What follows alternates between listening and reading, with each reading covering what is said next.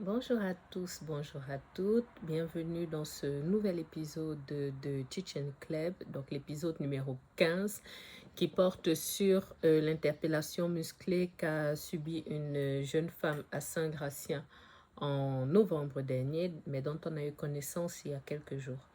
Vous êtes sur Klebs Experiences et vous le savez, je suis Claude Epouli-Bombogo, une femme multipotentielle qui a fait le choix de vous partager sur cette chaîne YouTube du contenu en lien avec ses domaines de prédilection, ces thèmes de prédilection qui sont les suivants: le droit parce que je suis avocat, l'entrepreneuriat parce que je suis aussi chef d'entreprise et que je m'intéresse au business de manière générale, la foi parce que je suis une chrétienne évangélique, fervente croyante, la mode, le luxe et le lifestyle parce que je suis aussi une épicurienne, que j'aime la belle vie, que j'aime la mode, que j'aime le luxe et que j'aime de manière globale en fait l'art de vivre. Voilà. Concernant le droit, du coup, je l'ai dit, je suis avocate au barreau de Poitiers. Je suis aussi, ça va être long, hein. Je suis aussi médiatrice inscrite au Centre national de médiation des avocats, euh, ainsi qu'à la Cour d'appel de Poitiers. Et enfin, je suis associée de la CELAL Club Avocat Médiateur. Dans le cadre de mon activité d'avocat, j'interviens dans les domaines suivants: le droit pénal, le droit civil de la famille et du patrimoine, et enfin le droit des affaires. Je l'ai dit tout à l'heure, du coup, nouvelle vidéo Chichen Club, déjà la 15e. Avant d'aller plus loin dans ce thème un petit peu particulier et un petit peu sensible, je vous explique une nouvelle fois le concept parce qu'il faut toujours créditer, en fait le concept lorsqu'il faut. Donc ce concept de Chichen Club m'a été inspiré d'un mode d'un mode, on va y arriver, un mode de prédication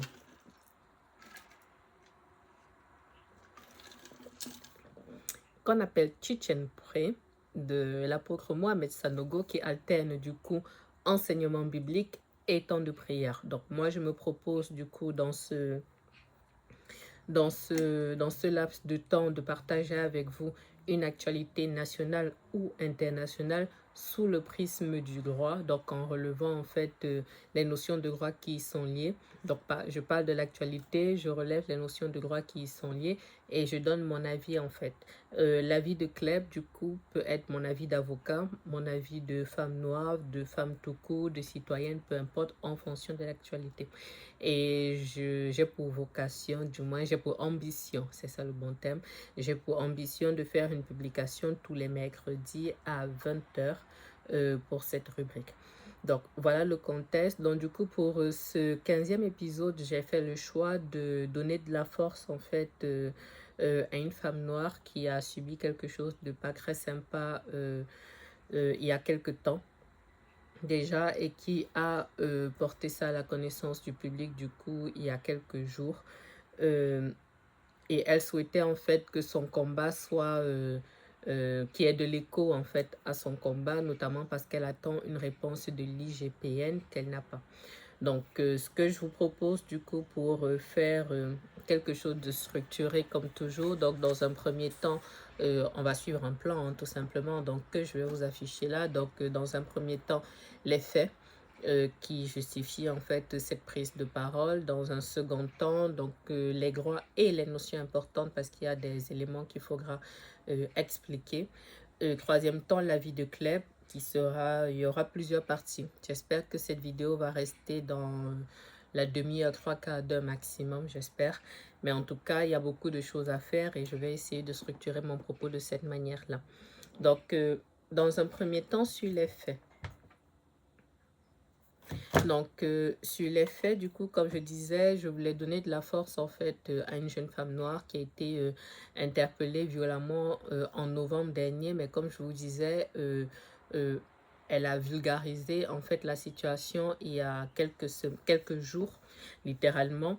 Je vais faire bien attention, je fais déjà un disclaimer, en fait, au départ. Donc, ça implique les forces de l'ordre, ça renvoie à la notion de violence policière, mais moi je ne vais pas traiter ici de la notion de violence policière parce que c'est un sujet qui est vaste, c'est un sujet qui est complexe et je ne veux pas en fait traiter de cela en si peu de temps et surtout dans ce cas d'espèce parce que je trouve qu'il y a beaucoup de choses qui peuvent, beaucoup de notions qui peuvent se croiser. Donc il en est de même pour la notion du racisme parce qu'il s'agit d'une femme noire. Et dans les commentaires, en fait, qu'il y a eu, certains ont pas mal évoqué la notion de racisme. Je ne dis pas que ça n'existe pas, mais ce que je dis, c'est que moi, je ne traite pas de ça. Ici, je vais vraiment rester sur le cadre de... Je vais rester, en fait, dans le cadre de l'interpellation, de ce qu'elle a dit et de ce qu'on peut remuer juridiquement tout autour. Voilà, donc je repose le contexte, on va dire ça comme ça. Je vous mets des captures d'écran ici de ce que elle a indiqué, mais je vous lis ça et après je vais vous mettre des images. Je précise déjà que les images sont quand même un petit peu violentes, donc si vous êtes sensible, ne regardez pas, sautez, on va dire de 5 minutes à peu près le propos, mais j'essaierai de vous remettre un mot là pour vous dire à quelle minute il faut partir directement si vous ne supportez pas. Je vais vous mettre en fait la vidéo de son interpellation qu'elle a publiée ainsi que la vidéo de Sally qui est une influenceuse qui traite de plusieurs sujets et parfois aussi des sujets d'actualité. Donc je vais vous mettre ça à la suite, mais d'abord je vous lis son propos. Donc elle dit ceci: en novembre dernier, alors que je me rendais au gymnase. Je précise à toutes fins utiles que cette jeune femme est d'origine camerounaise, mais ça je l'ai appris après. Elle est étudiante en droit master 2 et il semblerait qu'à côté elle soit coach sportive, comme ça. Elle doit entraîner des jeunes enfants. Voilà. Donc elle dit en novembre dernier, alors que je me rendais au gymnase pour récupérer les enfants que j'entraîne au basket, j'ai été arrêtée par la police pour rien. Une policière m'accuse à tort de l'avoir chippé. Le chip, c'est ça.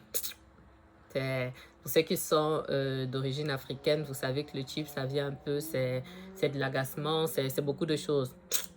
Bon, quand ça vient tout seul, vous l'entendez. Mais peut-être vous l'entendrez dans cette vidéo, mais c'est ça un chip. Donc, une policière m'accuse à tort de l'avoir chippé. Quelques secondes plus tard, plusieurs policiers arrivent, main sur leur arme. L'un m'arrache mon téléphone, le jette dans ma voiture, arrache mon câble et mon poignet, puis coupe le moteur. Je me sens en danger. J'essaye d'appeler un de mes grands frères. À ce moment, un policier ouvre la portière, me retire mon téléphone de force. On m'arrache de ma voiture, on me plaque au sol. J'étouffe. Pour respirer, je mords un policier. Résultat, 6 heures en garde à vue, propos sexistes et racistes au commissariat par un agent de la BAC. La BAC, c'est la brigade anticriminalité. Il y en a dans toutes les grandes villes. Donc je disais 6 heures en garde à vue, propos sexistes et racistes au commissariat par un agent de la BAC dans la voiture pour aller au commissariat. Je cite: t'es né au Cameroun, les femmes noires ont de belles formes. J'adore les femmes noires et vos formes. Tout ceci avec son bras autour de moi pendant que les deux policiers devant ne disaient rien. Intimidation et humiliation. Aujourd'hui, je risque 45 000 € d'amende et 5 ans de prison pour refus d'obtempérer, rébellion, outrage et violence. Mon procès est prévu le 23 décembre. J'ai porté plainte et saisi l'IGPN. Aucun retour depuis novembre. Mon avocat m'a prévenu, si je ne rends pas cette affaire publique, elle sera étouffée. Depuis ce jour, je n'ai plus confiance, je vis avec la boule au ventre, je suis exténuée. Je suis étudiante en master 2 de droit et je n'arrive plus à avoir foi en notre système. Il y a 2 ans, j'ai subi ce qu'on appelle le syndrome méditerranéen où j'ai failli mourir lors de mon accident de voiture et les forces de l'ordre et le médecin du SAMU et le pompier en chef ont jugé que grâce à mon ethnie, j'étais trop forte pour aller à l'hôpital. Alors aujourd'hui, je me bats aussi pour ma dignité. Depuis novembre, je garde cela en pensant que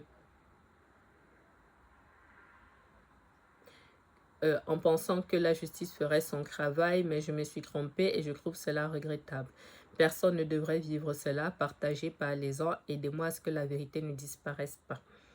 Donc, voilà ce qu'elle indique. Donc, ce que je fais maintenant, c'est que je vous mets donc, la vidéo de son interpellation, puisque vous le verrez, il y a eu plein de monde en fait autour d'elle.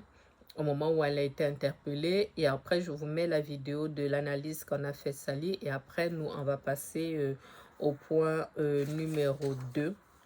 Parce que je ne vais pas, plus m'exprimer sur la partie des faits. Donne ton bras. Vous allez être un enfant de 15 ans. Comment tu fais? Vas-y mon frère. N'aie pas peur, passe par là-bas, n'aie pas peur. Sergio. Sergio.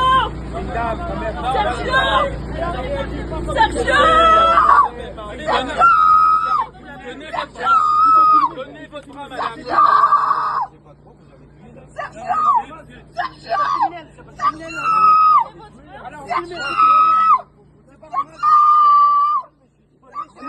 Laissez-la se relever. Non mais laissez-la se relever. Il n'y a aucune violence, monsieur.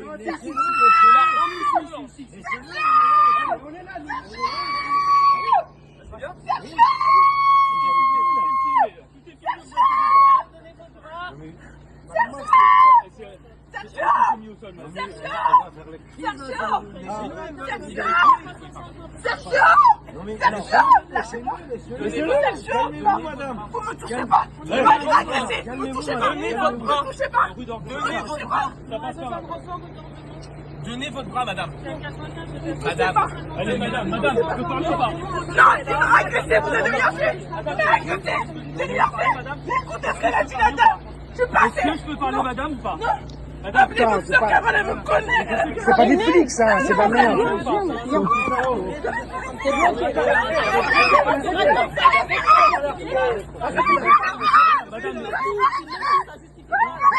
Non mais laissez-la respirer. Elle va pas s'enfuir. Mais laissez-la 2 secondes. Mais laissez-la respirer. Monsieur.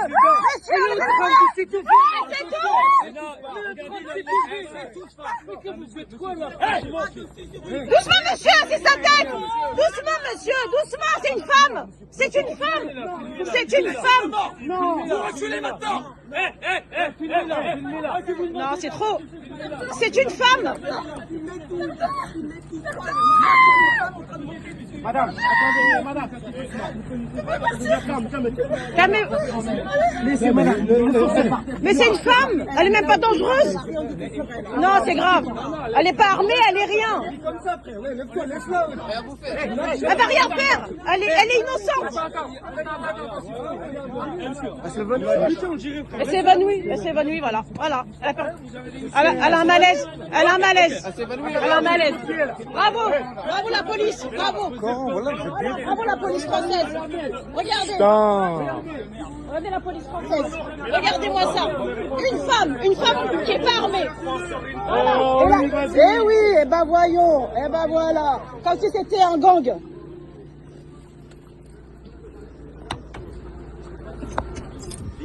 Non mais on aura tout vu dans ce bas monde, je vous jure. Une femme non armée. Ok. On va appeler les pompiers. Madame, on veut appeler les pompiers. C'est un malade.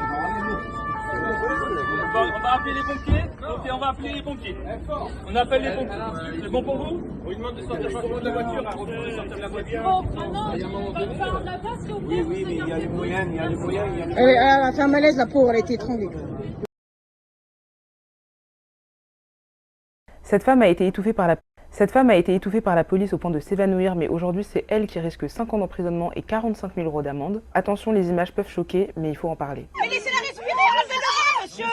Monsieur, En novembre dernier, Christelle, qui est entraîneuse de basket, allait récupérer les enfants qu'elle encadre quand une policière l'accuse de l'avoir chippé, donc une sorte de bruit de bouche, ce que Christelle dément totalement. Sauf qu'à partir de là, il y a eu une escalade de violence. Elle explique que des agents sont arrivés avec la main sur leur arme, qu'ils ont arraché son téléphone, coupé son moteur, ouvert sa portière, l'ont tiré de force et l'ont plaqué au sol en l'étouffant. mais laissez-la se relever. Sauf qu'à un certain moment donné, Christelle n'arrivait tellement plus à respirer qu'elle a donc tenté de mordre le policier pour qu'il libère son cou et qu'elle puisse respirer. Sauf que ça a créé l'effet inverse, le policier a augmenté le niveau de violence et l'a étouffée jusqu'à ce qu'elle s'évanouisse. Mais c'est une femme. Elle est même pas dangereuse. Non, c'est grave. Elle s'est évanouie, voilà. Voilà. Elle a un malaise. Elle a un malaise. Elle a un malaise. Bravo. Bravo la police. Suite à ça, il faut savoir savoir que Christelle a fait 6 heures de garde à vue, pendant laquelle elle a subi des propos misogynes et racistes. Je cite « T'es née au Cameroun, les femmes noires ont de belles formes. J'adore les femmes noires et vos formes », de la part d'un agent qui mettait ses bras autour d'elle, devant tout le monde. Elle a bien évidemment porté plainte pour toutes ces agressions depuis novembre, mais elle n'a reçu aucune réponse. Je veux que ma plainte soit entendue au procureur de la République, parce qu'on lui a écrit plusieurs fois. On lui a fait des liens vers cette vidéo plusieurs fois. Donc je veux qu'il comprenne l'ampleur du dégât. La vidéo qui prouve tout ce qu'elle a subi n'a jamais été regardée. Elle m'a expliqué que l'IGPN ne l'a jamais reçue, qu'elle n'a même pas été reçue aux unités médico-judiciaires, alors que le policier, lui, s'est vu prescrire 3 jours d'ITT. J'ai même pas pu aller aux unités médico-judiciaires. Le JPN ne m'a même pas reçu. Le policier que j'ai mordu a eu 3 jours d'ITT.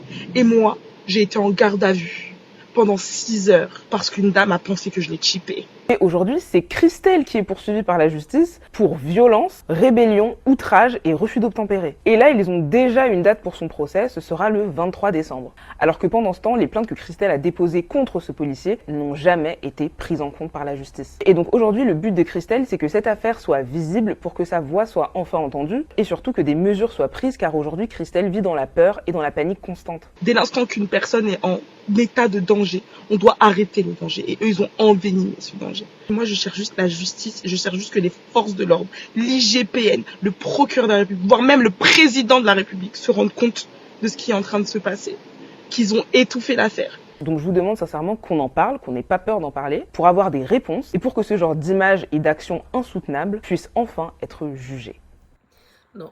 Deuxième partie, du coup, gros et notion importante. Donc, je vais faire, on va dire, 3 sous-parties dans ce grand 2. Je vais parler du plaquage ventral, je vais parler de l'IGPN et je vais parler, du coup, des bases légales. Plaquage ventral, donc, comme vous l'aurez vu dans la vidéo, elle subit en fait ce qu'on appelle un plaquage ventral. Et c'est ça qui, en réalité, a captivé, on va dire, mon attention sur l'aspect juridique au-delà de ce qu'il peut y avoir autour. Comme je vous ai dit, toute la partie qui concerne l'accident de circulation qu'elle a eu il y a 2 ans, je ne vais pas développer ça ici parce que ce n'est pas l'objet. Je reste vraiment sur la question de l'interpellation.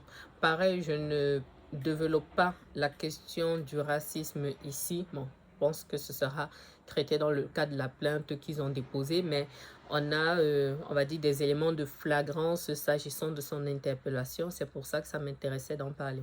Et ça m'intéressait d'autant plus d'en parler que la question du plaquage ventral a déjà été évoquée lors du décès d'Adama Traoré. Si vous faites une recherche sur Internet, vous trouverez toutes les informations. Je crois que c'était en 2016 qu'il est décédé et il y a sa sœur Aïssa ou Assa, je vous mets le bon nom là et je crois que je vous mettrai aussi sa page Instagram, je la suis sur Instagram, qui mène un combat en fait depuis 9 ans pour faire condamner les personnes qui ont interpellé donc les policiers qui ont interpellé violemment Adama Traoré et il en est décédé par la suite au niveau de la gendarmerie lorsqu'on l'a mené en fait en garde à vue. Donc il y a toute une procédure par rapport à ça, je ne vais pas développer, mais c'est la pratique. Et pareil, si vous faites une recherche internet sur l'affaire George Floyd aux États-Unis, on est aussi sur des choses similaires.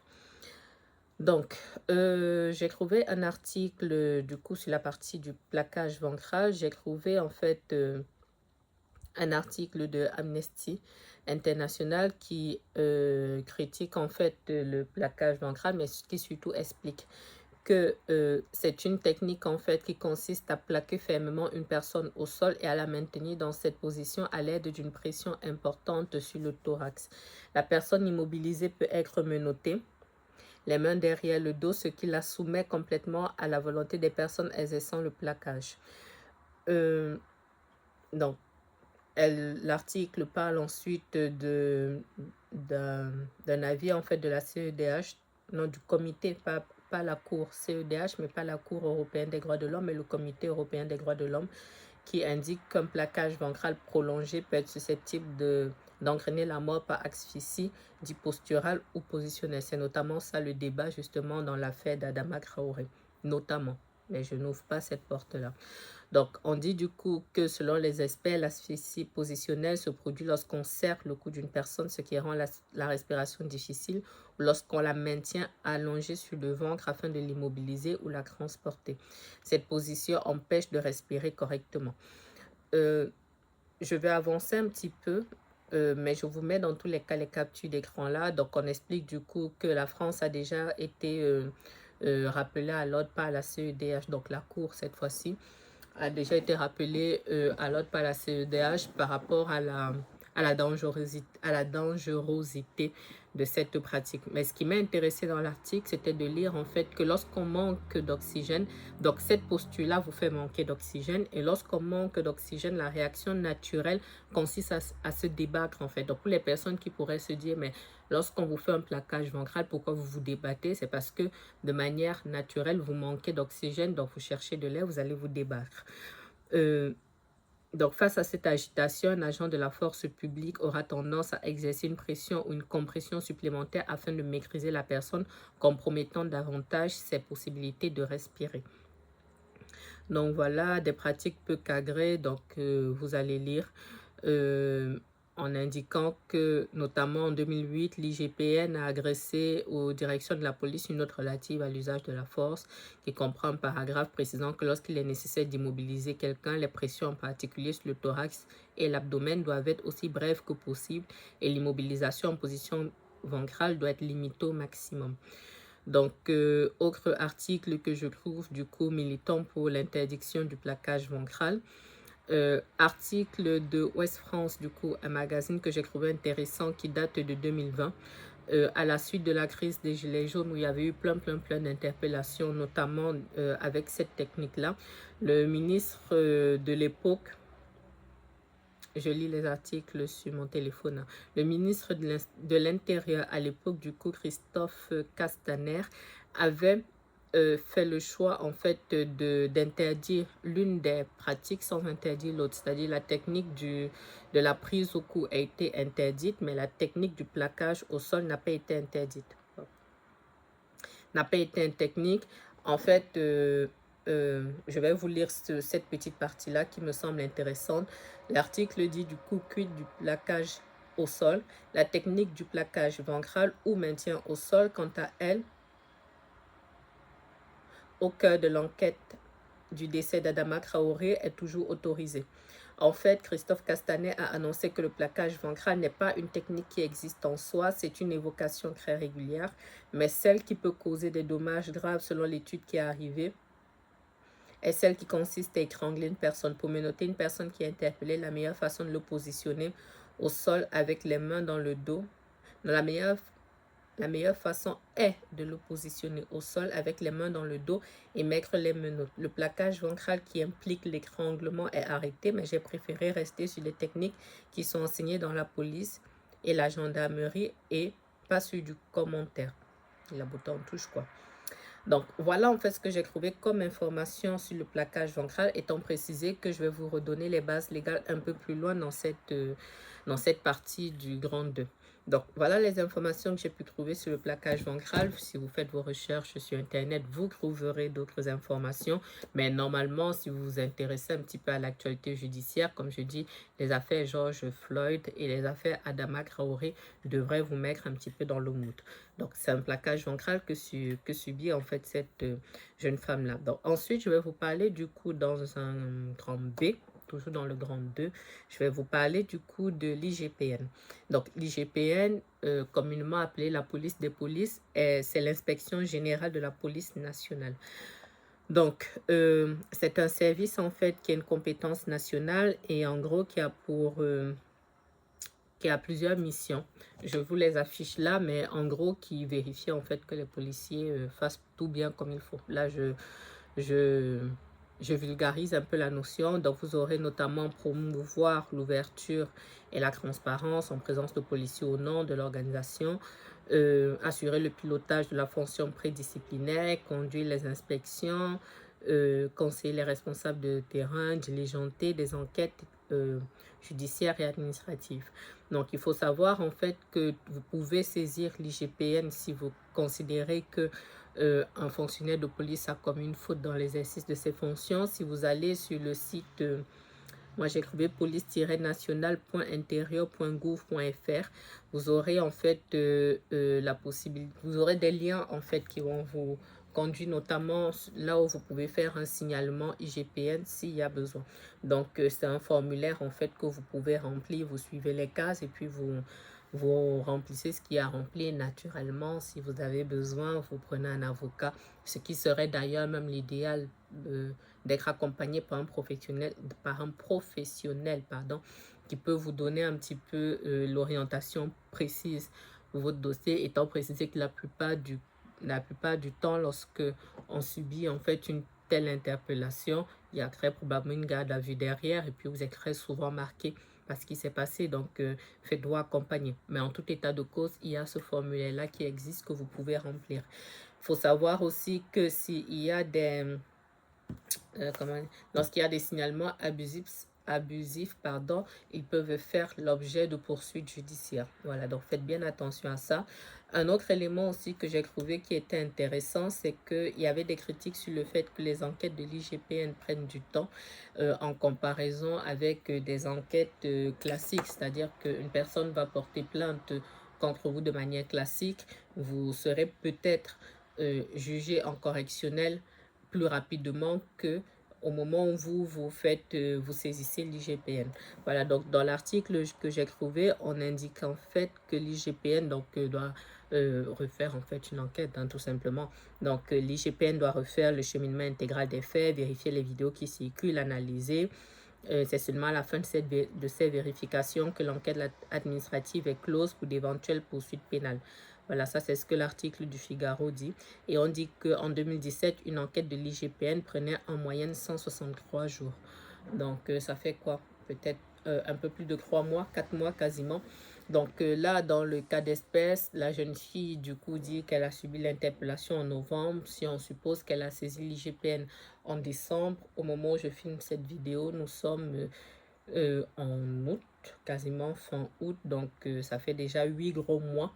Ça fait beaucoup. Mais bon, je vais redétailler mon propos dans la partie l'avis de Cleb.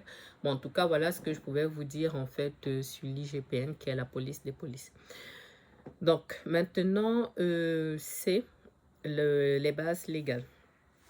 Les bases légales, j'ai besoin de mes lunettes. Donc, il faut savoir en fait que les fonctionnaires de police ont le droit de faire usage de la force dans le cadre de l'exercice de leurs fonctions. Maintenant, les conditions légales qui sont notamment posées, c'est la nécessité et la proportionnalité. Mais on en reparle par la suite. J'ai trouvé du coup des textes que je vais vous lire, mais que je vous affiche aussi là.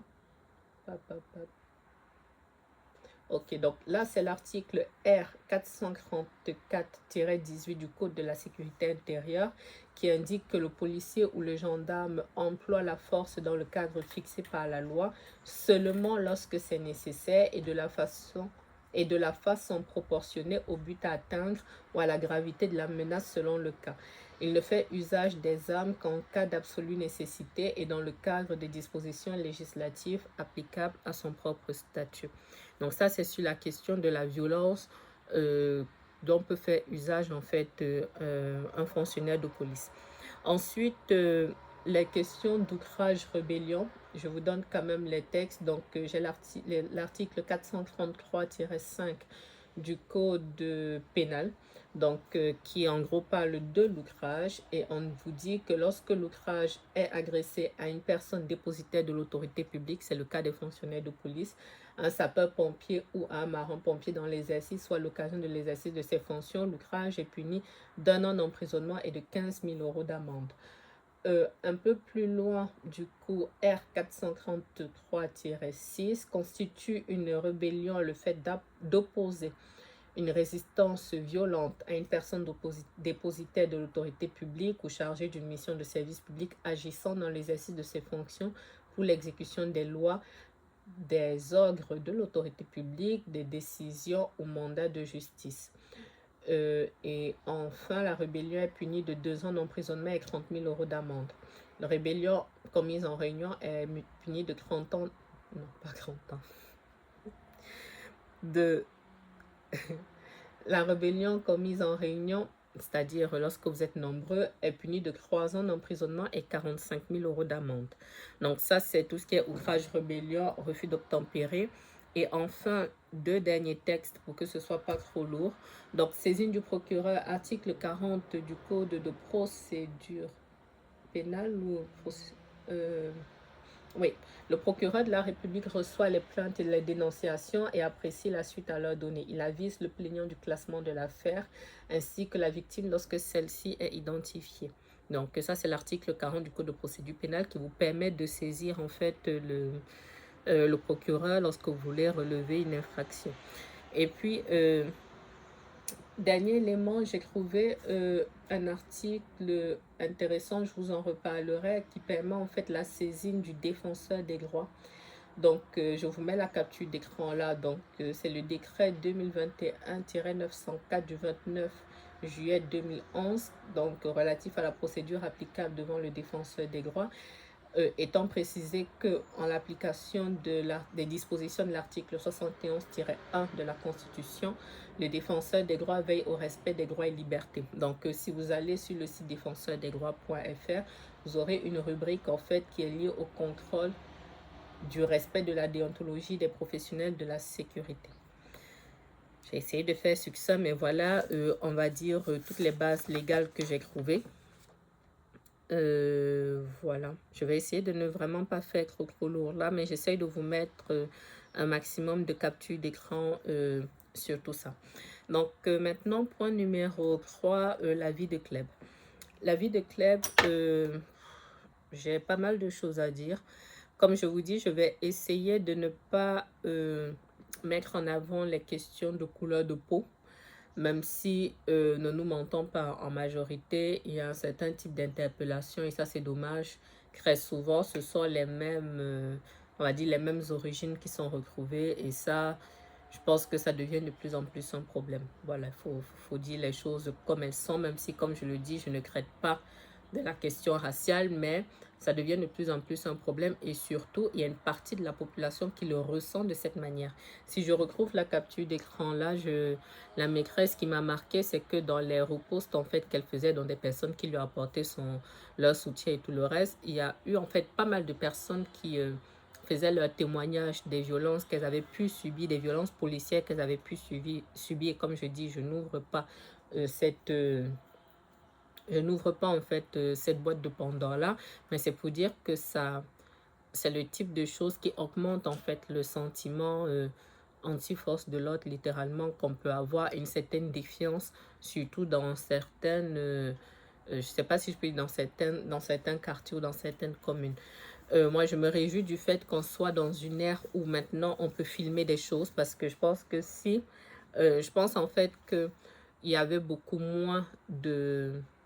Du moins, je pense que lorsque vous n'avez pas lorsque vous avez un contentieux, voilà, on va le formuler comme ça, lorsque vous avez un contentieux avec les forces de l'ordre, si vous n'avez pas la possibilité de prouver ce que vous avez pu subir, je pense que c'est beaucoup plus compliqué par la suite. Donc là, moi, je me réjouis qu'on puisse avoir cette vidéo-là, même si elle est difficile, mais qu'on puisse la voir et ça va reposer en fait le contexte. Et ça va aider aussi l'IGPN dans le cadre de l'enquête.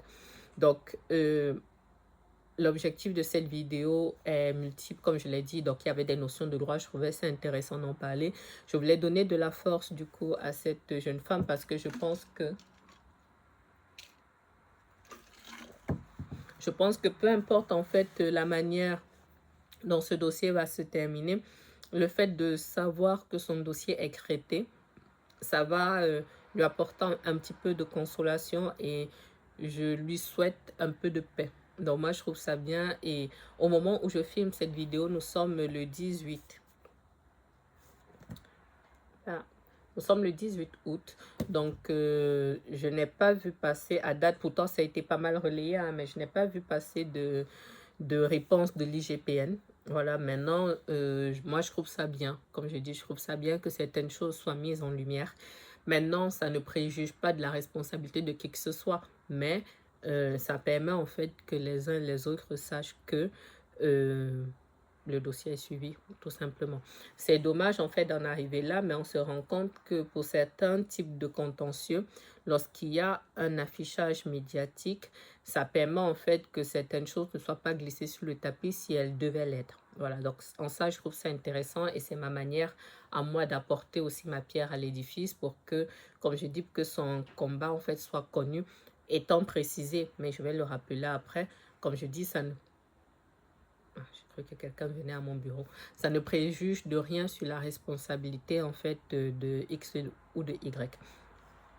Maintenant, deuxième chose, s'agissant de la vie de Kleb, sur ce qu'elle risque vraiment, donc elle a dit que c'est elle qui risque 3 ans d'emprisonnement, 45 000 € d'amende. Donc en fait, c'est lié à tout ce qui est outrage, rébellion, violence, refus d'obtempérer. Alors, je voudrais un petit peu rééquilibrer les choses parce que je ne veux pas que dans l'émotion, justement, que ça aille un petit peu dans tous les sens.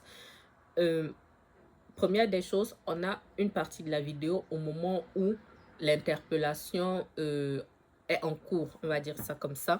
Donc, moi, dans le cadre de ce que j'ai pu voir sur sa page, je n'ai pas le début de l'altercation. Et ça va être extrêmement important parce que quand on n'a pas en fait le début, littéralement, on ne sait pas ce qui a provoqué l'altercation. Ça ne justifie rien, mais le contexte est extrêmement important parce que le tribunal correctionnel va apprécier tout ça. Étant précisé que, de manière un peu vulgaire, tout ce qui est outrage, rébellion, l'outrage, en fait, c'est le manque de respect, si on peut dire ça comme ça, de manière simple. Donc, ça veut dire que la question du type, comme je vous dis, honnêtement, si c'est vraiment que du type, on n'a pas d'outrage. Vraiment, parce que le type, c'est quelque chose, c'est culturel, en fait, c'est quelque chose qui vient tout seul. Littéralement, c'est vraiment quelque chose qui vient tout seul. Donc, pour moi, ce n'est pas un outrage. À moins que vraiment, comme je dis, à moins qu'il y ait eu peut-être un échange un peu frontal entre la policière et la jeune dame et que là, peut-être, je sais pas moi, elle a typé. Voilà. Le type, il faut vraiment l'entendre, il faut vraiment le voir pour pouvoir apprécier. Donc, est-ce que la caméra peut-être piétonne de la policière est filmée à ce moment-là? Vous voyez, il y a beaucoup d'éléments qu'il faut mettre dans la balance. Donc, il y a ça, la question du type par rapport à l'outrage. La rébellion, je pense que rébellion, refus d'obtempérer, ça doit être lié à l'interpellation. Parce que rébellion, en fait, c'est le refus d'exécuter l'ordre, en fait, que vous donne le fonctionnaire de police, étant donné qu'il a cette prérogative-là dans le cadre de ses fonctions. Donc, est-ce que peut-être à un moment, on a voulu l'interpeller et elle s'y est opposée et là on est rentré dans la rébellion? On n'a pas le contexte, on n'a pas ici le procès verbal d'interpellation, donc moi je peux pas plus me prononcer par rapport à ça. Toujours est-il que naturellement faut équilibrer les choses, sauf cas de force majeure. Non, elle n'ira pas en prison pour 3 ans et elle n'aura pas 45 000 € d'amende. Il existe ce qu'on appelle la personnalisation de la peine. Et si vous assistez à des audiences correctionnelles, vous verrez en fait qu'il y a certes la partie des faits, où le tribunal étudie de manière factuelle ce qui a pu se passer, mais il y a toute la partie personnalité, c'est-à-dire qu'est-ce qu'elle fait, est-ce qu'elle est déjà connue de la justice ou pas, donc si oui, dans quel cadre. En fait, c'est tout un contexte qu'on étudie pour savoir est-ce que c'est quelqu'un qui est habitué, qui est familier de ce genre de choses, ou on est vraiment sur un cas isolé. Voilà, qu'est-ce qui a pu se passer pour apprécier ou pas si elle sera condamnée. Donc c'est pour ça qu'on dit qu'il y a un risque, c'est qu'à date, elle n'est pas condamnée pour quoi que ce soit, elle sera jugée. Donc il peut y avoir une relaxe, sachant que la violence est nécessairement caractérisée par la morsure, puisqu'elle dit qu'elle a mordu le policier, mais maintenant elle mord parce qu'elle est en danger et que littéralement peut-être elle se sent partir, vous voyez. Donc il y a de quoi plaider. Je pense qu'il y a quand même une difficulté par rapport au fait, je ne l'ai pas relevé, par rapport au fait que dans les faits, elle indique qu'on lui a refusé de voir les UMJ. Donc ça, c'est un problème. Je pense que ça aurait été bien qu'elle-même voie un médecin, mais si ça se trouve, peut-être le nécessaire a été fait, peut-être c'est dans le dossier. C'est pas normal qu'elle n'ait pas pu. Normalement, même quand on est placé en garde à vue, on a le droit de voir un médecin. Donc, est-ce qu'elle a été placée en garde à vue ou pas? Mais ça, j'en reparle en fait dans la partie des potentielles responsabilités pour voir en fait sur la partie de est-ce qu'elle a été placée en garde à vue, sinon elle aurait eu le droit de voir un médecin pour voir si son état est compatible avec une garde à vue. Vous voyez, donc il y a beaucoup de si, il y a beaucoup de choses en fait à équilibrer parce qu'on n'a pas tous les éléments du dossier. Mais en tout état de cause, je ne pense pas vraiment qu'elle ira en prison 3 ans, blablabla, non, non. Et puis dans l'échelle des sanctions, il y a beaucoup de situations intermédiaires, voilà. Donc, qu'elle ait peur, c'est jamais agréable d'avoir une mention au casier et surtout, elle fait un master 2 en droit. Donc, si elle veut s'ouvrir au métier du droit par la suite, dans tout ce qui est greffier, magistrat, avocat, effectivement, on demande un casier vierge ou à minima qu'il n'y ait pas un certain type de mention sur le casier. Donc, ça peut être extrêmement important tant pour elle, pour son avenir que pour sa dignité, sa paix, qu'elle puisse obtenir une relaxe dans ce dossier. Donc, ça, c'est par rapport à ce qu'elle risque. Maintenant, pour les autres possibilités, donc l'IGPN, donc je pense qu'il faut maintenir la pression et les relances pour qu'on ait un retour de l'IGPN. Donc, j'ai vu qu'elle avait saisi le procureur. Ça, c'est l'article 40 du Code de procédure pénale, étant précisé que en mettant la pression au niveau de du dépôt de plainte, on aura la suite. S'il y a un classement sans suite, elle peut saisir directement un juge d'instruction, mais ça, son avocat le saura. Il y a de quoi faire sur cette base-là. Je ne sais pas du coup si elle a ouvert la piste par rapport, du moins si elle a exploité la piste du défenseur des droits, mais je pense que ça peut être une piste en fait à explorer. Et j'ai trouvé un article que j'ai trouvé très intéressant. Donc, une décision en fait qui a été rendue par le défenseur des droits le 8 avril 2025. Donc, on peut difficilement faire plus récent. Donc, je vous lis une petite partie, mais pareil, je vous mets la capture d'écran là. Le défenseur des droits nous dit sur l'usage de la force sur Monsieur X.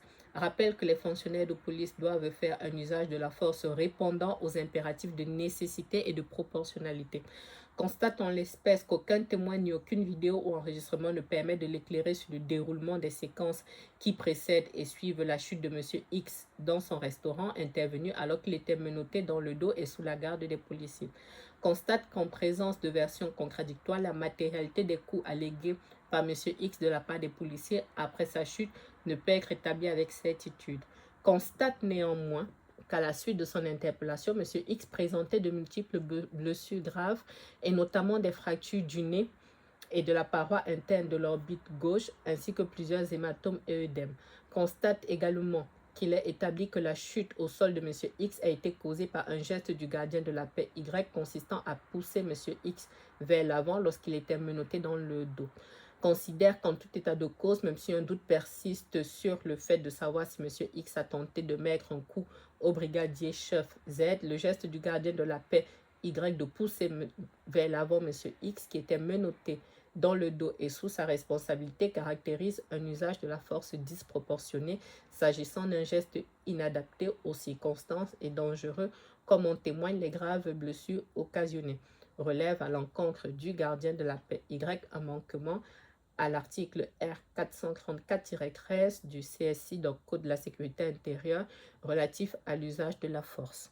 Donc moi je pense que ça c'est une jurisprudence qui peut largement aider cette jeune fille parce que là, on bascule, in fine, on va dire, sur mon avis. Mon avis, qui n'engage que moi, c'est qu'il y a quand même disproportion. Il y a disproportion, cette vidéo est difficile à regarder. Cette vidéo est difficile à regarder. Et comme je dis, émotionnellement, ça va dans tous les sens, surtout qu'elle indique que son frère était là. Parmi le public qui avait autour, son frère a été contraint de rester là, en fait, ne pas réagir. C'est malheureux, mais il a bien fait. Il a bien fait parce que s'il avait réagi, on l'aurait aussi interpellé, ce serait parti dans tous les sens.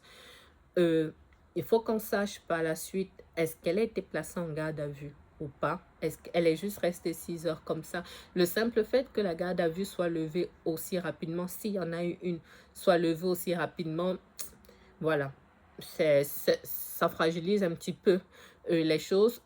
Comme je dis, un plaquage ventral, quand vous la voyez, vous ne voyez pas quelqu'un de physiquement très important. Vous voyez, par exemple, dans le dossier de George Floyd, on aurait pu supposer, même si le fonctionnaire a été condamné à juste titre, il en est quand même mort. George Floyd est quand même décédé, mais la jeune femme, une telle immobilisation, n'est pas indispensable. Elle s'évanouit. tellement elle est compressée, elle s'évanouit. Il y a des personnes autour qui viennent essayer de lui porter secours, on les éloigne. Mon avis qui n'engage que moi, comme je le dis, c'est qu'on est quand même sur un usage de la force qui est disproportionné. Maintenant, donc, quelle était la nécessité à ce moment-là? Moi, je n'ai pas tout l'environnement et en tout état de cause, comme je le dis, je n'ai pas les PV des autres fonctionnaires de police qui étaient là pour savoir est-ce que peut-être ils étaient dans un contexte où ils étaient entourés de plein de monde, ils étaient peut-être en position où ils pouvaient se sentir en insécurité, ce genre de choses. Toujours est-il que de ce qu'on voit, des images qu'on a, elle se débat parce qu'elle n'arrive pas à respirer, en fait, tout simplement. Elle n'arrive pas à respirer.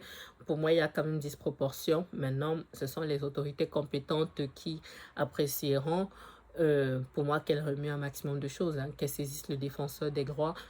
Comme je dis, sous réserve de sa personnalité et de la suite du dossier, je pense qu'elle ne risque pas énormément de choses pour décembre prochain. Maintenant, je suivrai. Si j'ai des nouvelles par rapport à ça, peut-être je ferai une autre vidéo, mais ce serait bien quand même qu'on ait la position non, pas du défenseur des droits, de l'IGPN d'ici là.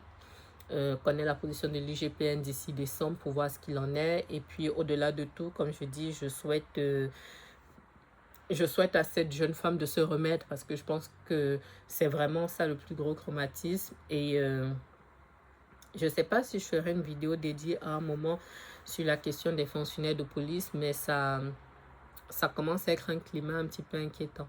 Voilà, c'est ce qui ressort en gros des témoignages que les uns et les autres ont pu faire. C'est que, voilà, ça commence à...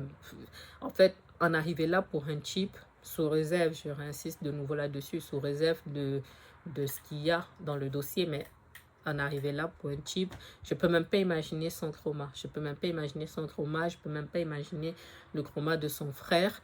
En arriver là pour un chip, pour moi, en tout, ça va trop loin. Ça va trop loin, donc force à elle, vraiment, faites-vous suivre.